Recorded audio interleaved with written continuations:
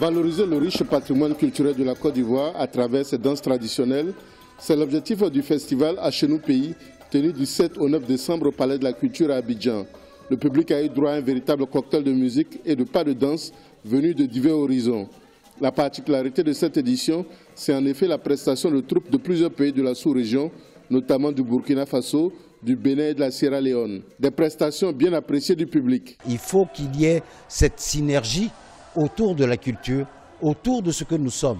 Je disais tantôt 60 façons de s'exprimer, 60 façons de valoriser, 60 façons de vous accueillir en Côte d'Ivoire. Mais une seule façon de vous dire bienvenue à Kouaba, chez nous, en Côte d'Ivoire. C'est une magnifique initiative qui contribue à renforcer l'identité des Ivoiriens, des différents peuples de la Côte d'Ivoire d'un côté, mais aussi de tous les peuples de la sous-région.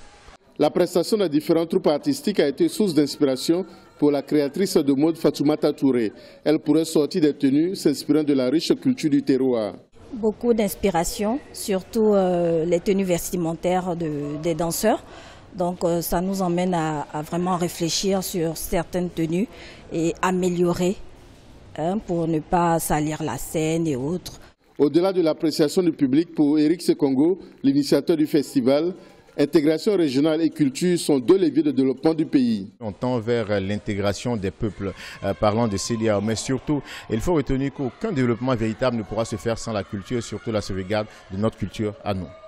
Achenou Pays, qui à sa 5e édition, se veut un instrument de préservation de la tradition dans un monde de modernité. L'édition 2018 promet d'internationaliser davantage cette plateforme de valorisation de la culture africaine.